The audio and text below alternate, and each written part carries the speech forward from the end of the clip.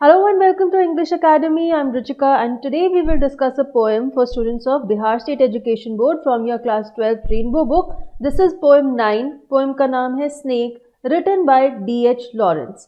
पहले भी हमने ये पोएम कवर की है क्योंकि ये सीबीएसई के भी सिलेबस में थी, लेकिन वो वीडियो पूरा इंग्लिश में था। तो आज हम हिंदी में इस पोएम को समझेंगे और जानेंगे कि पोएट इस पोएम में हमें क्या बताना चाह रहे हैं। बेसिकली इस पोएम में वो हमें एक स्नेक के बारे में बता रहे हैं। वो स्नेक उनके गार्डन में आता है और उसकी कैसी मूवमेंट है वो उसे बहुत ही डिटेल में डिस्क्राइब करते हैं और अपनी फीलिंग्स भी उस स्नेक के बारे में हमें बताते हैं। और फाइनली स्नेक पानी पीने आता है, पानी पी के वापस चला जाता है। इसी चीज़ को उन्होंने बहुत ही अच्छे से एक पोएटिक अंदाज में बहुत सारे पोएटिक डिवाइसेस यूज़ करते हुए हमें बताया है। तो चलिए ये इंटरेस्टिंग सी पोएम पढ़ते हैं और इसे समझते हैं। सबसे पहले पोएट कहते हैं, a snake came to my water trough on a hot day and I in pajamas for the heat to drink there. अब वाटर ट्रफ क्या होता है? It is a container for animals to eat and drink from. Basically एक बड़े size का tub जिसे हम कहते हैं, जिसमें हम पानी भी भर सकते हैं। तो इसी तरह का एक बड़ा सा टब हमारे पोइट ने अपने घर के गार्डन में लगाया हुआ था और उसमें वो पानी उनके नलके से गिरता था और भरता था। और फिर वो कहते हैं ऑन अ हॉट डे। वो हॉट को रिपीट इसलिए कर रहे हैं कहने के लिए कि बहुत ज़्यादा गर्मी थी, बहुत ही ज़्यादा गर्मी वाला दिन था। इसी वजह से उन्होंने पजामाज पहने हुए थे, लाउंज वेयर पहने हुए थे, अपने घर पर रिलैक्स कर रहे थे। बहुत ज़्यादा गर्मी थी और गर्मी की ही वजह से ये स्नेक भी वहाँ पर पानी पीने के लिए आया हुआ था। फिर वो कहते हैं, in the deep strange scented shade of the great dark carob tree I came down the steps with my pitcher and must stand and wait, for there he was at the trough before me. अब carob tree क्या है? It is a south European tree with dark brown fruit. Basically जो Mediterranean area होता है, Mediterranean सी के around, वहाँ पर ये तरह का एक पेड़ पाया जाता है। जैसे हमारे यहाँ पर आम का पेड़, केले का पेड़, ये सब पेड़ है, ऐसे यहाँ पर कैरब ट्री पाया जाता है। पिचर इज़ अ जग, एक छोटा सा बर्तन जिसमें आप पानी भर सकते हैं, जैसे एक जग होता है, उसे पिचर कहा गया है। तो यहाँ पे वो क्या कह रहे हैं, in the deep strange scented shade of the great dark carob tree I came down the steps with my pitcher. तो उनके गार्डन में एक बहुत ही बड़ा सा कैरब ट्री लगा हुआ था, जिससे कि वहाँ पर बहुत शेड आ गई थी और अंधेरा सा था। और वो कहते हैं in the deep strange scented shade. अब बेसिकली वहाँ पर कैरब ट्री की खुशबू भी फैली हुई थी। तो वो क्या कह रहे हैं कि स्ट्रेंज सेंटेड शेड, यानी कि वो एरिया में जो शेड थी, जो छाया थी, उसकी अलग सी खुशबू आ रही थी, लेकिन खुशबू छाया की नहीं थी, खुशबू इस कैरब ट्री की थी जो कि वहाँ पर लगा हुआ था। तो वहीं पे गार्डन में वो सीढ़ियों से उतरते हुए हाथ में एक जग पकड़े हुए अपने वाटर ट्रफ की तरफ जा रहे थे, लेकिन वो इंतज़ार करने लग गए। वो क्यों वहाँ पर खड़े हुए थे और इंतज़ार कर रहे थे? क्योंकि वो स्नेक उनसे पहले वहाँ पर पानी पीने के लिए आया हुआ था। तो उन्होंने बहुत ही ज़्यादा पोलाइट बिहेवियर किया। उन्होंने सोचा कि स्नेक भी वहाँ पर प्यास बुझाने के लिए आया है और वो सेकंड थे, बाद में आए थे, इसलिए वो वेट कर रहे थे। He reached down from a fissure in the earth wall in the gloom and trailed his yellow-brown slackness soft-bellied down over the edge of the stone trough and rested his throat upon the stone bottom. अब यहाँ पे Fisher क्या होता है? एक लंबा सा गहरा सा क्रैक। ये वो क्रैक है दीवार में जहाँ से सांप निकल के आया है। अर्थ वॉल क्या है? धरती की बनी हुई वो दीवार। ऑब्वियसली वो जो उनके गार्डन की दीवार है उसके पीछे अर्थ है ना, तो अर्थ वॉल उसे कहा गया है।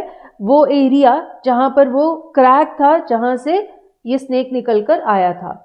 Gloom is the feeling of being sad without hope. और यहाँ पे ग्लूम का मतलब है डार्कनेस, अंधेरा। जैसे कि उनके गार्डन में एक कैरब ट्री लगा हुआ था, तो वो गार्डन काफ़ी शेडी था, काफ़ी डार्क था। And yellow brown slackness is the yellow brown coloured body of the snake moving slowly. Slackness means slow. तो वो क्या कह रहे हैं कि येलो ब्राउन कलर की बॉडी थी इस स्नेक की और वो धीरे धीरे मूव कर रहा था। सॉफ्ट बेलीड डाउन का मतलब है the snake's belly is soft and slimy and is turned upside down. तब स्नेक की बॉडी कैसी होती है? बहुत ही सॉफ्ट और स्लिपरी सी होती है और वो उल्टी हुई होती है। तो उसका जो स्टमक होता है नीचे की तरफ होता है, जहाँ पर वो धरती से चिपक कर क्रॉल करता है, तो उसे उन्होंने कहा है सॉफ्ट बेलीड डाउन। तो यहाँ पे वो क्या कह रहे हैं? वो स्नेक की बात कर रहे हैं। वो कहते हैं कि स्नेक उस धरती के दीवार के बाहर निकला, उस क्रैक में से बाहर निकला और नीचे की तरफ आ गया क्रॉल करता हुआ। और वो एरिया बहुत ही अंधकार से भरा हुआ था, ग्लूमी था। इसी वजह से स्नेक को शायद पता नहीं चला कि वो अपने घर से बाहर निकल आया है। और वो ऐसे ही क्रॉल करता करता अपनी येलो ब्राउन स्किन के साथ अपने बेली को नीचे लगाए हुए धरती पर क्रॉल करता करता उस पत्थर के बने हुए टब के किनारे तक पहुंच गया। ये जो टब है, ट्रफ है, ये पत्थर का बना हुआ था, तो वो इसके किनारे पर पहुंच गया और इसके बॉटम पर, पत्थर की बनी हुई बॉटम पर उसने अपनी गर्दन को रेस्ट कराया। अब हम सब ने स्नेक्स देखे हैं, चाहे रियल लाइफ में नहीं तो हमने फोटोज में, इमेजेस में, वीडियोस में देखे हैं, तो उनकी जो गर्दन होती है ये बहुत लंबी सी होती है। तो इस तरह से स्नेक ने अपनी गर्दन को उस ट्रफ के पत्थर के ऊपर लगा दिया। And where the water had dripped from the tap, in a small clearness, he sipped with his straight mouth, softly drank through his straight gums into his slack long body silently. यहाँ पे clearness is a small पडल of water, means जब पानी tap में से धीरे धीरे गिर रहा था उस ट्रफ में, तो एक जगह पे सबसे ज़्यादा साफ पानी इकट्ठा हो गया था, उसे क्लियरनेस कहा गया है। Slack means loose and lazy. तो जहाँ पर एग्जैक्टली उस जगह पर स्नेक ने इतने ध्यान से उस ट्रफ को स्टडी किया, उसने देखा कि जहाँ पर पानी टैप में से ड्रिप करता हुआ गिर रहा है वहाँ पे बहुत ही साफ पानी इकट्ठा हो गया है। तो वहीं पर जाकर वो पानी सिप करने लग गया। उसका मुंह कैसा था? बिल्कुल स्ट्रेट था, लंबा सा मुंह होता है स्नेक का, और उसके स्ट्रेट गम्स जो थे वो खुल रहे थे धीरे धीरे, और वो बहुत ही सॉफ्टली उस ट्रफ में से साफ साफ पानी को पी रहा था। और हमारे पोएट को ये भी दिख रहा था कि किस तरह से पानी उसकी लूज लेजी सी बॉडी के अंदर जा रहा है। तो वो बिल्कुल चुप था, बिल्कुल शांत था, बहुत आराम से वहाँ पर सिर्फ पानी पीने के लिए आया था। Someone was before me at my water trough and I, like a second comer, waiting. तो हमारे पोएट ने यहाँ पर कहा है someone। someone यहाँ पर कौन है? ये स्नेक है। तो वो स्नेक को एक ह्यूमन कैरेक्टर दे रहे हैं जब वो कहते हैं कि मुझसे पहले कोई मेरे वाटर ट्रफ पर था और मैं एक सेकंड कमर की तरह, यानी कि एक व्यक्ति जो कि लाइन में लगा हुआ है, सेकंड नंबर पे है, ऐसे व्यक्ति की तरह वहां पर अपनी बारी का इंतजार कर रहा था। उसके बाद वो कहते हैं He lifted his head from his drinking as cattle do and looked at me vaguely as drinking cattle do and flickered his two-forked tongue from his lips and mused a moment. अब यहाँ पर vaguely का मतलब है not clearly and flickered means kept going on and off as it shone, यानी कि moved। तो वो अपनी टंग को फ्लिकर कर रहा था, मीन्स कभी बाहर निकाल रहा था, अंदर मुंह में लेके जा रहा था, ऐसे उसको हिला रहा था। म्यूज्ड मीन्स थॉट, सोचना। तो जब वो पानी पी रहा था बीच बीच में वो इस तरह से अपने सिर को ऊपर की तरफ उठा रहा था, जैसे कि कैटल भी जब पानी पीती है तो वो ऐसे ही करती है। और जब वो ऐसे सिर को घुमा रहा था तो उसने बहुत ही रिलैक्स्ड वे में हमारे पोएट की तरफ भी देखा, लेकिन उन्हें ज़्यादा नोटिस नहीं किया। और फिर उसने अपनी टू फोक्ड टंग को भी फ्लिकर किया, यानी कि आपने अगर स्नेक की टंग देखी है तो उसकी कैसी होती है? ऐसे। ये दो फोक्स हैं और उसे कहा गया है टू फोक्ड टंग। तो इस तरह से उसने बार बार अपनी जीभ को मुंह में से बाहर निकाला और उसे हिलाया, क्योंकि वो पानी पी रहा था। तो जब वो पानी पी रहा था तो उसके टेस्ट को एंजॉय करते हुए उसने ऐसे अपनी टंग को फ्लिकर किया। एंड म्यूज्ड अ मोमेंट मीन्स कुछ देर तक ऐसे लगा कि वो किसी ख्यालों में खोया हुआ है। तो बेसिकली ये स्नेक वहाँ पर पानी पी रहा था और रिलैक्स कर रहा था। And stooped and drank a little more, being earth brown, earth golden from the burning bowels of the earth on the day of Sicilian July with Etna smoking. Stooped का मतलब है आगे की तरफ झुक जाना, to bend. Bowel is the bottom of the earth. वैसे bowel होता है हमारा पेट, तो यहाँ पे जब वो कह रहे हैं बाउल ऑफ द अर्थ, तो वो अर्थ की जो इनर कोर है, उसकी जो बॉटम है, उसे रेफर कर रहे हैं। Sicilian July Etna smoking, Sicilian July with Etna smoking का मतलब है extreme heat like the one caused when Etna erupted, reference to the intense hot month of July on the island of Sicily. Mount Etna located in Sicily is an active volcano which emits smoke. अब हम इसे समझते हैं। Sicily एक जगह का नाम है, वहां पर जुलाई के महीने में बहुत ज्यादा गर्मी होती है। वहीं पर माउंट एटना लोकेटेड है जो एक एक्टिव वोल्केनो है जिसमें से बहुत ज्यादा लावा निकलता है। जब ये वोल्केनो एक्टिव होता है तो उसमें से वोल्केनो के साथ धुआं भी निकलता है, जैसे कि आप यहाँ इमेज में भी देख सकते हैं। इसे पोएट ने कहा है एटना स्मोकिंग। तो यहाँ पे वो क्या कह रहे हैं कि गर्मियों का मौसम था, ऐसे ही एक गर्मी का भरा दिन था, सिसली में वो रह रहे थे और वहाँ की जो धरती है हो सकता है बहुत ज़्यादा गर्म हो, क्योंकि वहीं पर माउंट एटना भी है जो एक एक्टिव वोल्केनो है जिसमें से बहुत ज़्यादा लावा और ऐसे ही आग उगलती है। तो वो कह रहे हैं कि ये बेचारा सांप धरती के अंदर से निकल कर आया था, उसका रंग भी अर्थ ब्राउन कलर का है, क्योंकि वो धरती के अंदर रहता है जहाँ पर आग लगती रहती है, और इसी वजह से हो सकता है उसका रंग भी अर्थ ब्राउन है, अर्थ गोल्डन है, क्योंकि वो इतनी गर्म जगह पर रहता है। और इसी वजह से हो सकता है उसे इतनी ज़्यादा प्यास लगी हुई थी, क्योंकि एक बार फिर से उसने आगे की तरफ झुका और कुछ और पानी भी पिया। अब हम आगे चलते हैं। पोएट कहते हैं, the voice of my education said to me he must be killed, for in Sicily the black snakes are innocent, the gold are venomous. Venomous is poisonous और फुल ऑफ वेनम, यानी कि जहरीले। अब वो कहते हैं the voice of my education, यानी कि जो मेरी अपब्रिंगिंग थी, बचपन से लेकर आज तक जो मैंने सीखा था, मेरी जो अंतर्मन था, वो मुझे बार बार ये कह रहा था कि इस सांप को मार दो। क्योंकि सिसली में ये कहा जाता है कि काले रंग के सांप तो इनोसेंट होते हैं, मीन्स हार्मलेस होते हैं, उनमें पॉइजन नहीं होता, लेकिन जो गोल्डन कलर का सांप होता है वो जहरीला होता है। और जैसे कि ये सांप भी गोल्डन कलर का था तो इसे मार देना चाहिए, ऐसा बार बार ख्याल पोएट के मन में आ रहा था। And voices in me said, if you were a man, you would take a stick and break him now and finish him off. तो उनके अंदर जो आवाज़ें थी वो इतनी ज़्यादा स्ट्रॉन्ग होती जा रही थी। ऑल्दो ये स्नेक बिल्कुल हार्मलेस था, इसने अभी तक उन्हें कोई भी नुकसान नहीं पहुंचाया था और सिर्फ पानी पीने के लिए आया हुआ था, लेकिन पोएट के अंदर की जो आवाज़ है, जो उनकी कॉन्शियस है, वो उन्हें कह रही थी कि अगर तुम एक आदमी हो, यानी कि अगर तुम इतने बहादुर हो, तुम में इतना करेज है, तो तुम क्या करोगे, अभी के अभी एक स्टिक उठाओगे और इस सांप को तोड़ दोगे और इसे मार दोगे। But must I confess how I liked him? How glad I was he had come like a guest in quiet to drink at my water trough and depart peaceful, pacified and thankless into the burning bowels of this earth? Confess means to admit his guilt, अपनी गलती को मान लेना। Glad means to be happy, depart means to go, pacified का मतलब है to be at peace, to be calm, relax. The burning bowels of the earth again refers to the hot interior of the earth. वहाँ पर mount Etna था जिसमें एक volcano था और वो बहुत बारी आग उगलता था, इसी वजह से बर्निंग बाउल्स ऑफ द अर्थ उस एरिया की ज़मीन को कहा गया है। तो यहाँ पे पोएट कहते हैं कि मुझे कन्फेस करना होगा, मैं मानता हूँ कि मुझे ये स्नेक बहुत अच्छा लग रहा था। और फर्दर वो ये भी कहते हैं कि मैं बहुत ज़्यादा खुश था कि ये सांप एक गेस्ट की तरह था जो कि मेरे वाटर ट्रफ पर आया था पानी पीने के लिए, बहुत ही शांति से आया था, शांति से पानी पी रहा था और इसी तरह चुपचाप वापस अपने घर में धरती के अंदर चला जाता जहाँ पे बहुत ज़्यादा गर्मी होती है। तो कहते हैं कि मुझे ऐसा लग नहीं रहा था कि ये सांप कुछ डेंजर है मेरे लिए जो कि मैं इसे मारूं। Was it cowardice that I dared not kill him? Was it perversity that I longed to talk to him? Was it humility to feel so honored? I felt so honored. यहाँ पे पोएट ने हमें 3 instances बताए हैं। Cowardice का मतलब है lack of courage, बुज़दिल होना।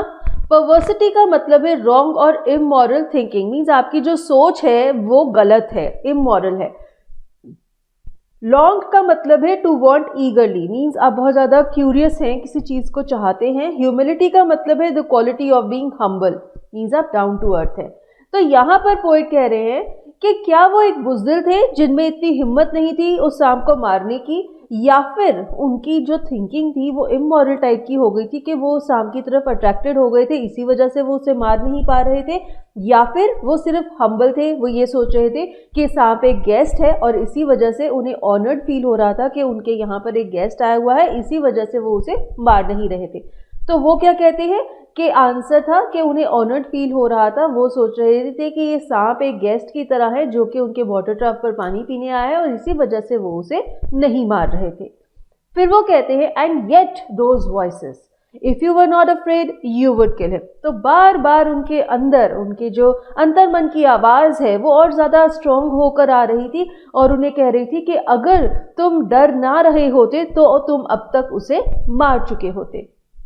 And truly, I was afraid. I was most afraid. But even so, honored still more, for that he should seek my hospitality from out the dark door of the secret earth. Hospitality means receiving with warmth, and dark door of the secret earth का मतलब है refers to the hole from where the snake crawled out. Dark door of the secret earth. अब अर्थ secretive है, रहस्यमय ही है और वहीं से सांप निकल कर आया था, हमें नहीं पता कि धरती के भीतर क्या है। डार्क डोर मीन्स अंधकार से भरा हुआ वो क्रैक धरती का, दीवार का, जहां से ये सांप क्रॉल करके बाहर आया था। तो यहाँ पर पोएट कन्फेस करते हैं, वो कहते हैं कि हाँ मैं डरा हुआ था, बहुत ज़्यादा डरा हुआ था, लेकिन उससे भी ज़्यादा मैं ऑनर्ड फील कर रहा था कि मेरे यहाँ पर एक गेस्ट आया है और वो मेरी हॉस्पिटैलिटी सीख कर रहा है, यानी कि वो एक्सपेक्ट करता है कि मैं उसके साथ बहुत ही वार्म बिहेवियर करूँ और उसे आराम से पानी पीने दूँ, क्योंकि वो सिर्फ अपनी प्यास बुझाने के लिए आया है। धरती के गहरे डार्क अंधकार से भरे दरवाजे से, उस क्रेविस से निकलकर बाहर आया है और उसका एम है सिर्फ पानी पीने का। He drank enough and lifted his head dreamily as one who has drunken and flickered his tongue like a forked knife on the air so black, seeming to lick his lips, and looked around like a god, unseeing into the air. यहाँ पे वो क्या कहते हैं कि उसने काफ़ी पानी पी लिया और जब भी वो पानी पीता था तो इस तरह से अपने सिर को उठाता था ऊपर, जैसे लगता था जैसे कोई आदमी जिसने कि ड्रिंक किया होता है, वो नशे में होता है, तो वो किस तरह से अपने सिर को नशे में घुमाता है, इसी तरह सांप भी अपने सिर को घुमा रहा था। और फिर उसने अपनी टंग को भी फ्लिकर किया, ऐसे लग रहा था कि उसकी जो ब्लैक कलर की टंग है वो हवा में एक फोक्ड नाइट की तरह है। इसका क्या मतलब है, उसकी जो टंग की शेप है वो ऐसे थी फोक की तरह और वो ब्लैक कलर की थी, तो वो ऐसे लग रही थी कि एक फोक बना हुआ है रात का, अंधकार का, और वो ऐसे हवा में हिल रही थी और ऐसे लग रहा था कि वो अपने लिप्स को लिक कर रहा है। और फिर उसने आसपास ऐसे देखा जैसे कि कोई भगवान भी देखता है। वो किसी को नहीं देख रहा था, वो किसी को पर्टिकुलर नहीं देख रहा था, इसी तरह से बस रिलैक्स करते हुए इधर उधर देख रहा था जैसे कि भगवान देखता है। सो पोएट ने कितने अलग वे से इस स्नेक को डिस्क्राइब किया है और इसे कितनी अलग अलग चीज़ों के साथ कंपेयर किया है, तो वो इसे एक बहुत ही ज़्यादा हाई लेवल पर ट्रीट कर रहा है। फिर वो कहता है and slowly turned his head and slowly, very slowly, as if thrice a dream, proceeded to draw his slow length curving round and climb again the broken bank of my wall face. Wall face क्या है? Wall face is the wall जहाँ पे वो जो crack है जहाँ से ये क्रॉल करके बाहर आया था snake. So it is the face of the wall in the poets garden. तो पोएट के गार्डन में जो दीवार है उसे ही वॉल फेस कहा गया है और वहीं पे एक क्रैक में से वो क्रॉल करके बाहर आया था। तो यहाँ पे वो क्या कहते हैं कि बहुत ही धीरे धीरे ऐसे लग रहा था कि वो किसी सपने में गुम है, क्योंकि वो स्नेक बहुत ही धीरे धीरे अपने सिर को घुमा रहा था और धीरे धीरे वो वापस अपने घर की तरफ जाने लगा। उसकी जो स्लो मूवमेंट थी, उसने अपनी जो लंबी सी बॉडी है उसको ऐसे कर्व कर लिया था और ऐसे कर्व करते करते, क्रॉल करते करते वो वापस उस ब्रोकन बैंक की तरफ जा रहा था। ब्रोकन बैंक क्या है? वो दीवार का टूटा हुआ क्रेविस जिसमें से वो क्रॉल करके बाहर आया था। तो अब वो स्नेक पानी पीने के बाद वापस अपने घर की तरफ जा रहा था। And as he put his head into that dreadful hole, and as he slowly drew up, snake easing his shoulders, and entered farther, a sort of horror, a sort of protest against his withdrawing into the horrid black hole, deliberately going into the blackness, and slowly drawing himself after, overcame me now his back was turned. Horrid means horrible. तो यहाँ पे वो क्या कह रहे हैं कि जैसे ही उस स्नेक ने उस क्रैक में, उस होल में अपने सिर को डाला, तो पोएट उसे ड्रेडफुल होल कहते हैं, क्योंकि उन्हें वो होल पसंद नहीं है। क्यों नहीं पसंद? क्योंकि वो नहीं चाहते कि ये स्नेक वापस जाए वहाँ से। स्नेक उनका गेस्ट है, उन्हें बहुत अच्छा लग रहा था कि वो वहाँ पर है, तो वो नहीं चाहते कि वापस जाए, इसलिए वो उसे ड्रेडफुल होल कहते हैं। तो कहते हैं कि जैसे जैसे धीरे धीरे उसने अपनी बॉडी को क्रॉल करते हुए अपने शोल्डर्स को बहुत ही ईज के साथ घुमा फिरा के उस होल के अंदर डाला और वो अंदर वापस उस धरती के अंदर जाने लगा, मैं एकदम से डर गया। मेरे अंदर से एक प्रोटेस्ट उठा, एज इफ मैं नहीं चाहता था कि वो उस ब्लैक होल के अंदर वापस चला जाए। और फिर वो जो सांप है वो तो अंदर जा ही रहा था, सांप को तो नहीं पता ना, उससे तो पानी पिया और वो वापस जा रहा था। तो जैसे जैसे वो वापस अपनी बॉडी को इकट्ठा करते हुए होल के अंदर जा रहा था, पोएट के अंदर कुछ इमोशंस उभर कर आई। अब जब सांप की बैक थी उनकी तरफ, तो वो अपने रिवोल्ट को प्रेजेंट कर सकते थे। अब वो ये नहीं सोच रहे थे कि वो उनका गेस्ट है, क्योंकि अब उसकी बैक थी उनकी तरफ। तो पोएट ने वो एक्शन किया जिसे वो अभी तक रोक रहे थे। I looked round, I put down my pitcher, I picked up a clumsy log and threw it at the water trough with a clatter. Now here clumsy log means awkward, not a proper piece of wood, and clatter is a loud noise. तो उन्होंने क्या किया, उन्होंने आसपास देखा, अपने जग को नीचे रख दिया, एक गंदी सी लकड़ी का टुकड़ा उठाया और जोर से उसे वाटर ट्रफ पे हिट किया। किस पे एम करते हुए? उस स्नेक पर एम करते हुए। तो उनके अंतर्मन की जो आवाज़ें तब से उठ रही थी, जो उन्हें कह रही थी कि इस सांप को हिट करो और इसे मार दो, लेकिन उन्हें लग रहा था कि सांप उनका गेस्ट है और उन्हें ऑनर्ड फील हो रहा था कि उनके वाटर ट्रफ पर एक गेस्ट आया हुआ है, तो वो उसे कुछ नहीं कह रहे थे। अब उनकी वो अंतर्मन की आवाज़ ने उन्हें ओवरपावर कर लिया, क्योंकि अब उस सांप की बैक थी उनकी तरफ। तो उन्होंने क्या किया, उन्होंने एक लकड़ी का टुकड़ा उठाया और जोर से वाटर ट्रफ की तरफ मारा। I think it did not hit him, but suddenly that part of him that was left behind convulsed in undignified haste. Writhed like lightning was gone into the black hole, the earth-lipped fissure in the wall front, at which in the intense still noon I stared with fascination. Convulsed means a sudden shaking movement. अचानक से वो जोर से हिला। And writhed means twisted or moved body out of pain. Means आपको एकदम से दर्द होता है तो बहुत जोर से अपनी बॉडी को ट्विस्ट करते हैं। And fascination means a strong attraction towards something. Poet कहते हैं कि मुझे नहीं लगता कि वो जो लकड़ी का टुकड़ा है वो सांप को हिट हुआ, उसे टच भी नहीं हुआ, लेकिन ऑब्वियसली जब अचानक से कोई चीज़ उसकी तरफ आई और उससे आवाज़ हुई तो सांप डर गया और उसकी बॉडी का जितना हिस्सा अभी बाहर था वो एकदम से तेज़ी से हिला। ऐसे लग रहा था जैसे जब बिजली चमकती है तो अचानक से कितनी ज़्यादा उसमें मूवमेंट होती है, इसी तरह से स्नेक की बॉडी में भी बहुत ही ज़्यादा मूवमेंट हुई और तुरंत पूरा का पूरा स्नेक वापस उस होल के अंदर घुस गया। और फिर वो उस क्रैक को डिस्क्राइब कर रहे हैं, the earth lipped fissure in the wall front. Earth lipped fissure in the wall front का मतलब क्या है? Fissure is a crack. तो ये जो क्रैक था धरती में, ये ऐसे लग रहा था, ऐसी शेप का था, और ये जो उसके लिप्स थे ये थे अर्थ के बने हुए, क्योंकि ये जो क्रैक है इसके अंदर क्या है? इसके अंदर अर्थ है, धरती है। तो कहते हैं उसे earth lipped fissure in the wall front. तो दीवार के बाहरी हिस्से पर जो क्रैक था वो एक अर्थ लिप्ड फिशर था। तो इसके अंदर ही उस दोपहर में जब बहुत ज़्यादा गर्मी थी, ये सांप क्रॉल करके उसके अंदर वापस चला गया और हमारे पोएट अभी भी वहीं पर खड़े उसको फैसिनेशन से, अट्रैक्शन से देख रहे थे, उस जगह को देख रहे थे जहाँ पर वो सांप वापस चला गया था। सो हमारे पोएट इतने ज़्यादा अट्रैक्टेड थे उस स्नेक की तरफ, ऑल्दो उन्होंने वो लॉग ऑफ वुड उठाकर उस पर हिट भी कर दिया, लेकिन अभी भी वो उसी जगह को स्टेयर कर रहे थे फैसिनेशन और अट्रैक्शन के साथ जहाँ से वो स्नेक क्रॉल कर आया था। And immediately I regretted it. I thought how paltry, how vulgar, what a mean act. I despised myself and the voices of my accursed human education.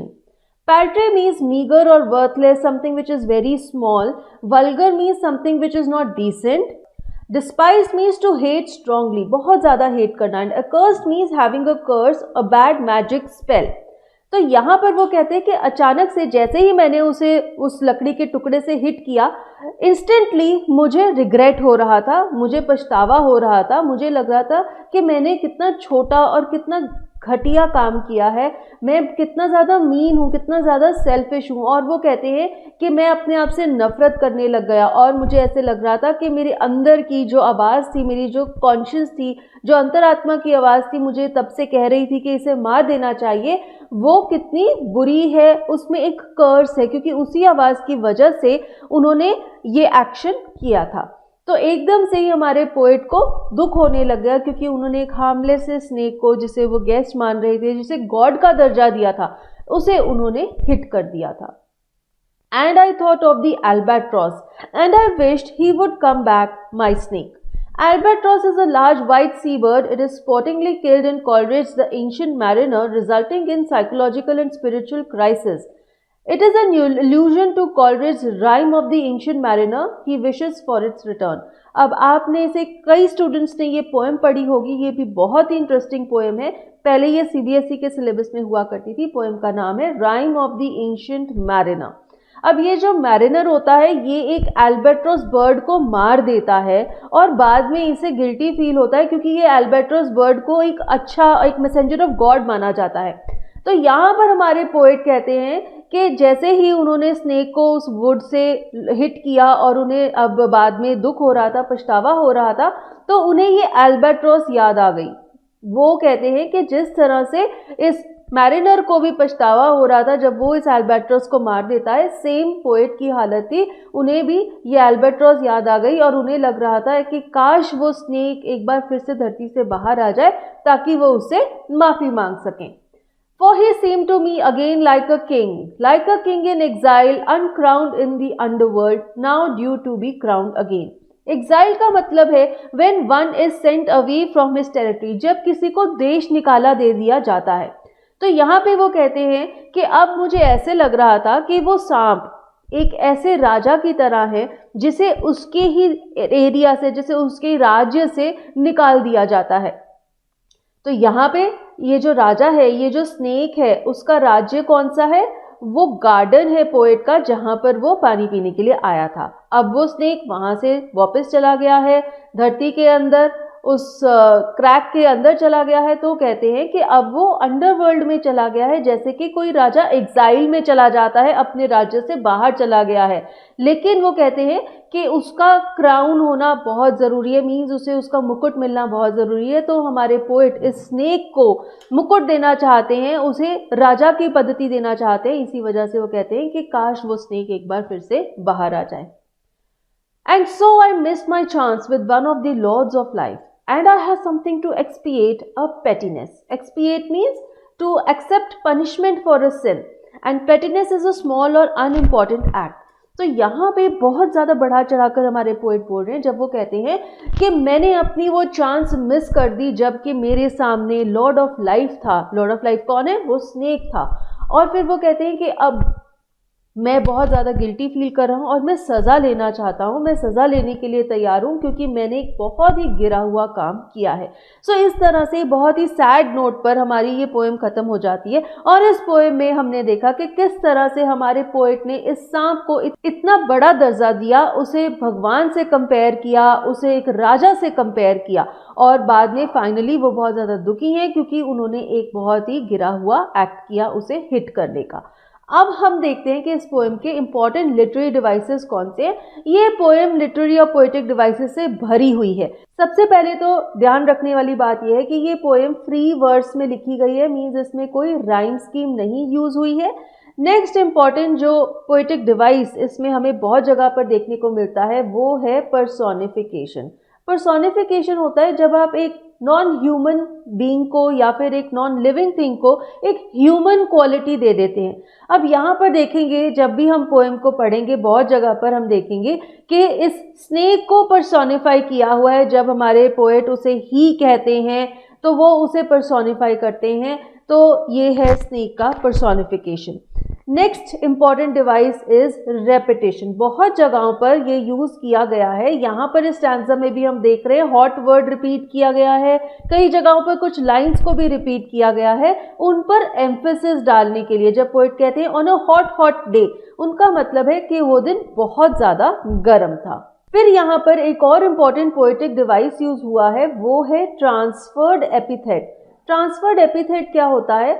जब एक एडजेक्टिव यूज होता है किसी नाउन के साथ, लेकिन वो जो एडजेक्टिव है वो उस नाउन के लिए नहीं अप्लाई करता लेकिन किसी और नाउन पर अप्लाई करता है, that is called transferred epithet. अब यहाँ देखिए, स्ट्रेंज सेंटेड शेड, ये जो एडजेक्टिव है स्ट्रेंज सेंटेड यानी कि अजीब सी खुशबू आ रही थी उस शेड से, तो ये एडजेक्टिव इस शेड को नहीं डिस्क्राइब करता बल्कि ये यूज हुआ है इस डार्क कैरब ट्री के लिए, क्योंकि ये जो खुशबू थी ये कैरब ट्री की थी ना कि शेड की थी। तो ये है ट्रांसफर्ड एपिथेट बिकॉज ये जो एडजेक्टिव है strange scented, it refers to the carob tree and not to the shade.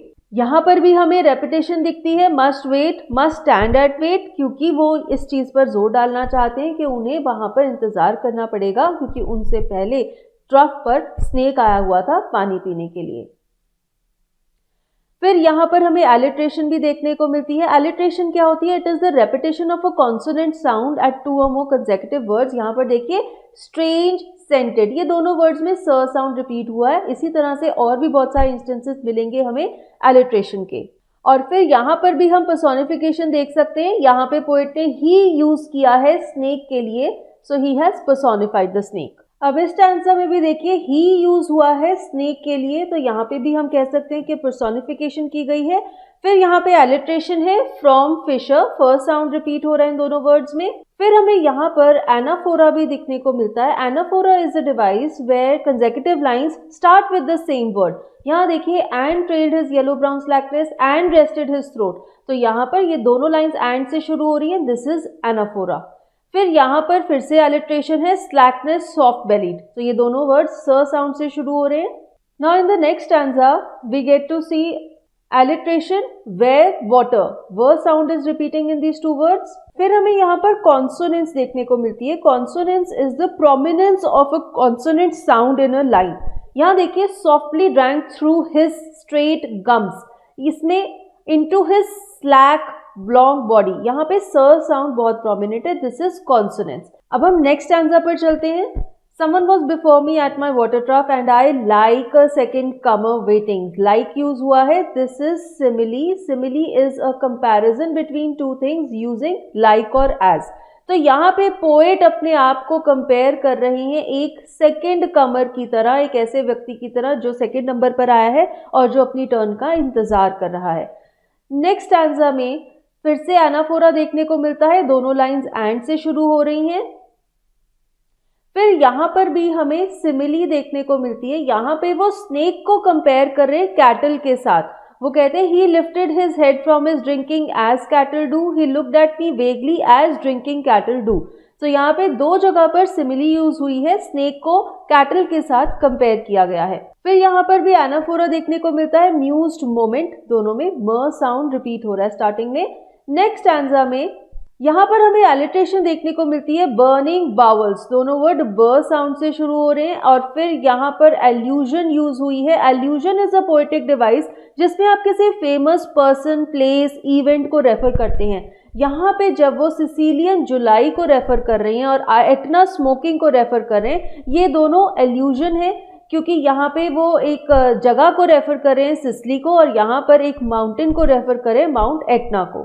अब हम आगे चलते हैं नेक्स्ट लाइंस में। फिर से यहाँ पर रेपिटेशन यूज हुई है जब वो कहते हैं black snakes are innocent.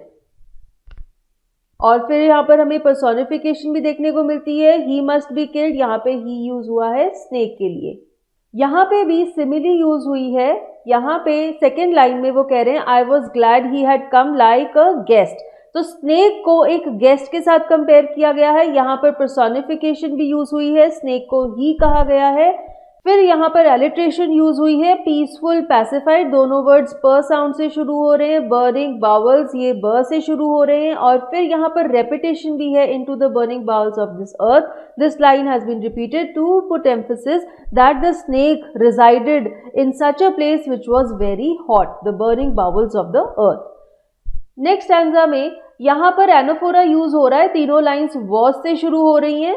Then we move ahead to the next set of lines, और उसके बाद अगर हम अगली लाइंस पर चलें तो यहाँ पर कौन सा पोएटिक डिवाइस यूज हुआ है, डार्क डोर, यहाँ पर एलिट्रेशन यूज हुई है, दोनों वर्ड्स ड साउंड से शुरू हो रहे हैं। फिर यहाँ पर रेपिटेशन भी यूज हुआ है क्योंकि पोएट कहना चाहते हैं कि वो बहुत ज्यादा डरे हुए थे। नेक्स्ट स्टैंजा में यहाँ पर पोएट सिमिली यूज करते हैं जब वो हमारे स्नेक को कंपेयर करते हैं एक ऐसे व्यक्ति के साथ जो ड्रंक है। So this is simile and then again over here also he is comparing the tongue of the snake with a forked knife. Again this is simile. Then there is alliteration, lick lips, l sound is repeating at the start of both the words. And then again here is simile, looked around like a god unseen into the air. So the snake has been compared to God. और फिर यहाँ पर hyperbole भी use हुआ है। Hyperbole जो poetic device है, इसका क्या मतलब होता है? व्हेन यू एग्जैजरेट, जब आप बहुत ज्यादा बढ़ा चढ़ाकर कोई बात करते हैं। अब अगर ये जो थर्ड कंपैरिजन हम देखें जहां पर हमारे स्नेक को गॉड से कंपेयर किया जा रहा है, सो पोएट बहुत ज्यादा एग्जैजरेट कर रहे हैं, this is hyperbole. In the next set of lines, anaphora has been used. These three lines are starting with and. उसके बाद repetition भी use हुई है, slowly, very slowly. And then alliteration देखने को मिलती है, broken bank, दोनों words ब sound से शुरू हो रहे हैं। Next set of lines में फिर से anaphora use हुआ है, and से lines शुरू हो रही हैं। और फिर यहाँ पर भी personification देखने को मिलती है। Next set of lines में भी anaphora use हो रहा है। और फिर यहाँ पर कौन सा पोएटिक डिवाइस यूज हो रहा है? Clatter, that is onomatopoeia. Onomatopoeia is a poetic device where you use sound words, ऐसे वर्ड्स जो साउंड प्रोड्यूस करते हैं। यहाँ पर क्लैटर वो आवाज है जो प्रोड्यूस हुई थी जब लॉग ऑफ वुड ने हिट किया था वाटर ट्रफ को। So clatter is onomatopoeia poetic device. Next set of lines में कौन सा पोएटिक डिवाइस यूज हुआ है? यहाँ पर सिमिली यूज हुई है, रिथिड लाइक लाइटनिंग। सो जो स्नेक की बॉडी की मूवमेंट है उसे लाइटनिंग के मूवमेंट के साथ कंपेयर किया गया है। आगे चलते हैं, नेक्स्ट स्टैंजा में फिर से एनाफोरा देखने को मिलता है। फर्दर जो लाइंस यूज हुई हैं उसमें भी एनाफोरा यूज हुआ है और फिर उसमें एल्बाट्रॉस को जब रेफर किया जा रहा है, दिस इज एल्यूजन, मीन्स वो एक फेमस चीज को रेफर कर रहे हैं, albatross from the poem rhyme of the ancient mariner. फिर यहाँ पर एलिट्रेशन है, विश्ड वुड व sound is used at the starting of both these words. Next set of lines में सिमिली देखने को मिलती है। यहाँ पर वो स्नेक को एक किंग के साथ कंपेयर कर रहे हैं, like a king in exile uncrowned in the underworld now due to be crowned again. So यहाँ पर सिमिली यूज हुई है। नेक्स्ट सेट ऑफ लाइंस में हाइपरबोल यूज हुआ है। हमारे पोएट एग्जैजरेशन करते हैं जब वो स्नेक को लॉर्ड ऑफ लाइफ कहते हैं।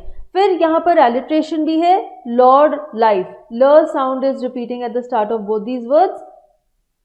और फिर यहाँ पर एनाफोरा भी यूज हुआ है, दोनों लाइंस एंड से शुरू हो रही हैं। इसके साथ ही हमारी ये पोएम कंप्लीट हो जाती है। यहाँ पे हमने स्नेक पोएम को पढ़ा, डिफिकल्ट वर्ड मीनिंग्स देखे, उस पोएम की एक्सप्लेनेशन देखी और साथ ही साथ इसमें जितने इंपॉर्टेंट लिटरेरी डिवाइसेस यूज हुए वो भी हमने स्टडी किया। आई होप आपको वीडियो अच्छा लगा। If you liked it, please hit the like button, share this video with your friends and for more useful videos subscribe to English Academy. Thank you.